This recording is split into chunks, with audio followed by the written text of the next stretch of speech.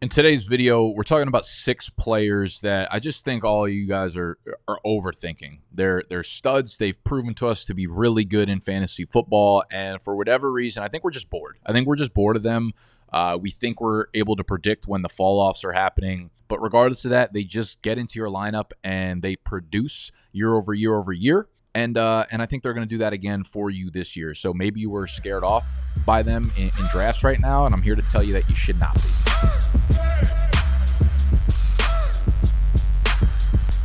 First guy up on this list goes by a nickname, the King, because he's a king. He's Derrick Henry, okay? And now he's about to be the king of Baltimore. He signs with Baltimore, and he is going to be running behind Lamar Jackson. And I think the simplest explanation for Derrick Henry, why we're overthinking him, is that, okay, he didn't play great last year in Tennessee, and now he's getting older. So it's like, okay, was it Tennessee or was it Father Time? Because Father Time comes for everybody. But it was Tennessee, okay? The man was getting clobbered behind the line of scrimmage, and maybe he's a little bit older to the point where now he needs a little bit more room to get that daunted Derrick Henry startup speed. But at the end of the day, here's the thing. Gus Edwards just ran for 13 scores in Baltimore last year. Gus Edwards led all NFL running backs in goal line carries. Gus Edwards is a far inferior running back to Derrick Henry, even if Derrick Henry has lost a step. So Derrick Henry is now moving into a role that just led the NFL in goal line carries. No running back plays bad behind Lamar Jackson. Every running back runs with insane efficiency behind Lamar Jackson because it keeps the defense guessing. If you're a linebacker, you have no idea what's happening in that backfield, okay? The math just maths here. Derrick Henry filling in for Gus Edwards. I'd also say, not that I expect Derrick Henry to catch passes, but I expect him to play a shit ton of snaps just due to the fact they don't have a real backup, right? Like, Gus is gone. J.K. Dobbins is gone. Keaton Mitchell is recovering from an ACL tear last year. Like, Justice Hill, they don't have another running back. Rasheen Ali, 6th-round rookie, getting a little bit of buzz, but they don't really have another guy back there. And I think what Derrick Henry is going to really benefit from is Baltimore winning games, right? Baltimore is a great defense. They are a great team. So unlike last year when Tennessee's losing more than half their games, Derrick Henry is going to be able to be the entire fourth quarter. Like, when you got Derrick Henry in the backfield, he's going to average 8 carries a game in the fourth quarter, okay? That is that is where you sink the clock, and that is Derrick Henry area, all right? So Derrick Henry, I think we're just overthinking because we're trying to predict Father Time, but it's making me sick, all right? The next dude up on this list, Patrick Mahomes. He is consistently getting drafted behind Jalen Hurts and Josh Allen, and I've seen him go as far as QB 4 or 5 in underdog drafts. And it feels like a lifetime ago that Patrick Mahomes was this game-changing fantasy quarterback that we fell in love with. Brother, it was literally 2 years ago, 2022, that Mahomes posted 5,600 yards total between passing and rushing, 5,600 yards and 45 total touchdowns without a single 1,000-yard wide receiver on the roster, all right? That was 2022. Do you know what he did in 2021 and 2020? Also went over 5,000 total yards and scored at least 39 touchdowns. All right, we had 3 straight seasons of 5,000 total yards, 39 touchdowns, and then he has a little bit of a down year last year, and everyone's like, nah, he's like the QB 4 or 5. And listen, I'm a little bit skeptical about the receivers on the roster right now. Like, I'm not as high on Xavier Worthy as some people are, but I could be wrong there. Hollywood Brown adds this element of speed that stretches the defense. Rashee Rice might get suspended. He might not get suspended until next year. Travis Kelce in a role where he's not dependent on to be everything in the passing game. They have a great ground game with Isaiah Pacheco behind him. This is going to be a monster bounce back for the Kansas City Chiefs passing offense, and Mahomes will likely be the quarterback 1 in fantasy this year. All right, so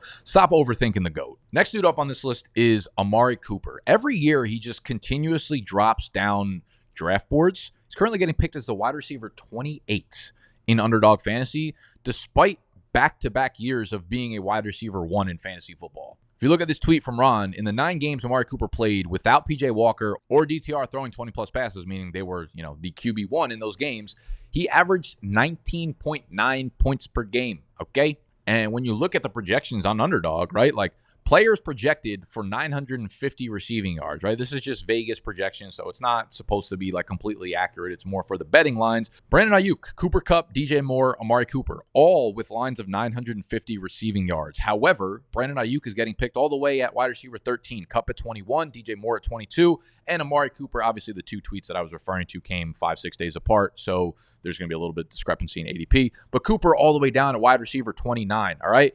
Amari Cooper was phenomenal last year. Amari Cooper is the clear alpha in Cleveland. Amari Cooper is going to be playing in a much more up-tempo offense. They're playing with a new offensive coordinator. They're playing a much more spread style of offense. They don't have Nick Chubb back there. Their offense is not going to be through the running backs, through the ground game. They're going to try to make this Deshaun Watson thing happen, which means they're going to make this Amari Cooper thing happen, all right? Amari Cooper, to me, is like the easiest 4th, 5th round pick in all of fantasy football this year. Now let's move back to the running back position. But before I do so, I just want to let y'all know that our draft guide is officially live on August 1st. Maybe that's tomorrow. Maybe that was yesterday. I'm not sure when you guys are seeing this video.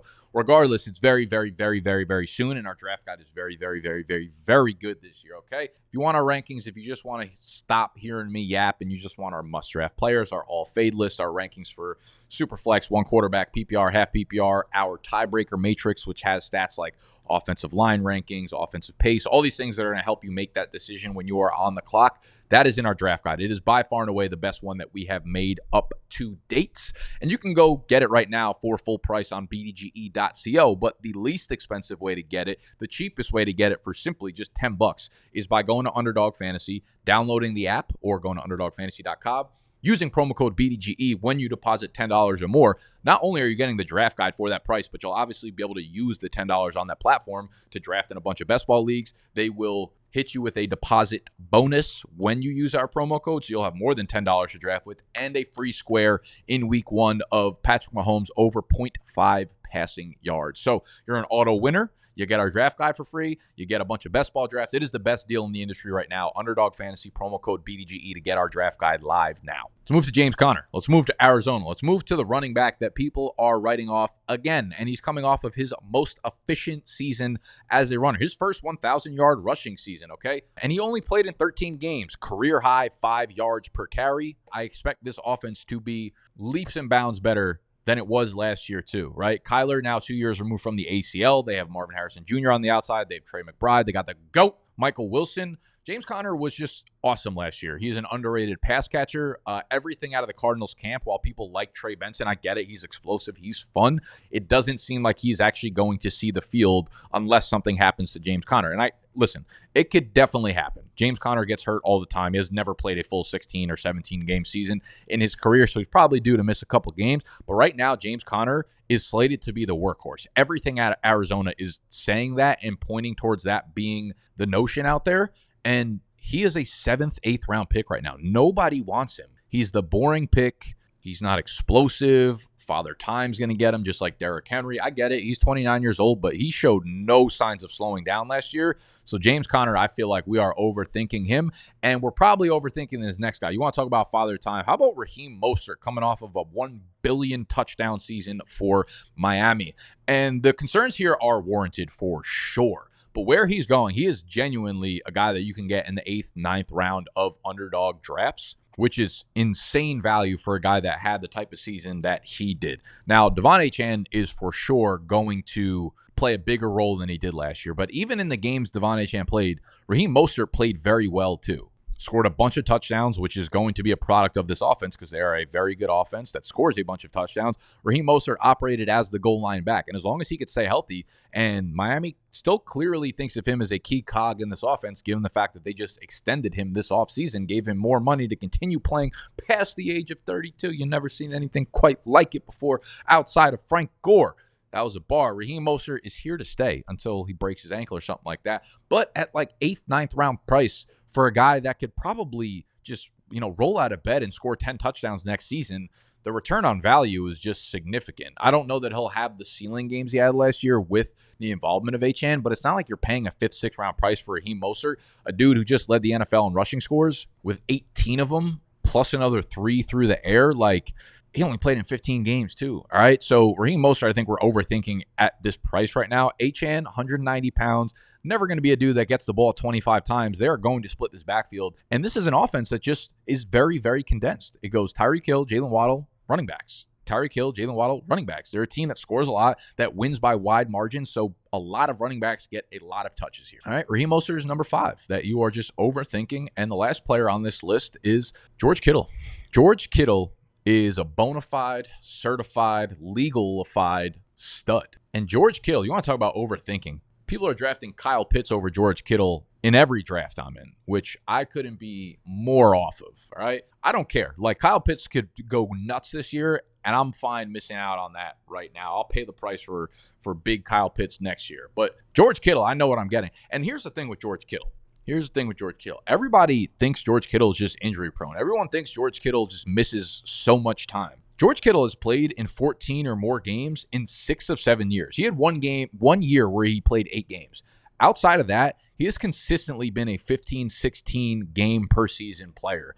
And I don't need to tell you about George Kittle as a player. George Kittle is actually just one of the key cogs in this offense. They have specific game plans run around George Kittle. When he gets into the red zone, they love throwing the ball to George fucking Kittle. He's one of the most talented tight ends the league has ever seen. He is a big playmaker. He's a dude who makes plays after the catch. And this is a phenomenal offense that's going to win a ton of games. Brock Purdy about to catch a bag. Brock Purdy is extremely accurate. The games that Brock Purdy and George Kittle have played together so far, those dudes have a silly chemistry. All right. Looking back over the last 2 years, Kittle's played 31 games, 25 of them with Brock Purdy as the starter. The dude is averaging over 14 full PPR fantasy points per game and 0.64 touchdowns per game. That means for every 3 games, he is scoring 2 touchdowns. The involvement goes up, more receptions, more targets, more touchdowns, more receiving yards. The offense opens up because they have so many good playmakers. Like, you're overthinking George Kittle. We know how good this dude is on a down-to-down basis and a week-to-week basis, and he gives you that explosion upside. So everyone's enamored with these young tight ends. Don't be. Take George Kittle, all right? I'm here yapping about the all-veteran team. If this was my team, Mahomes was my quarterback, Amari Cooper was my wide receiver 1 or 2, Kittle was my starting tight end, you had some mix of Derrick Henry and James Conner and Raheem Mostert as your running back 1 and 2, I would feel pretty fucking good about that, okay? And you're getting all of them at value. I don't think I named a single player that's going before the 4th round. That's a lie. Derrick Henry's probably like a 3rd-ish round pick, but it is what it is, all right? You're overthinking these 6 studs, and if you are overthinking your draft at all, the easiest way to ease your mind is by going to cop the draft guide, all right? BDGE.co. We've got the tiebreaker matrix. It is a completely new tool aimed at making sure we alleviate the stress of when the 2-minute strikes and you are on the clock and you got to make that decision. We've hit you with just really, really niche key statistics that will help you decide, do I want Derrick Henry or Devon Achane? Do I want this guy, the number 45, 46, or 47th ranked player? We made that specifically to solve that problem, all right? And again, the least expensive way to get it is by going to underdogfantasy.com or downloading the app using promo code BDGE. When you deposit $10 or more, you'll get it free. You'll get deposit bonuses. You'll get a free square. You'll get a smoochie from me, most importantly, because I'm out of here. I hope you enjoyed. Subscribe to the channel if you are new. Mwah.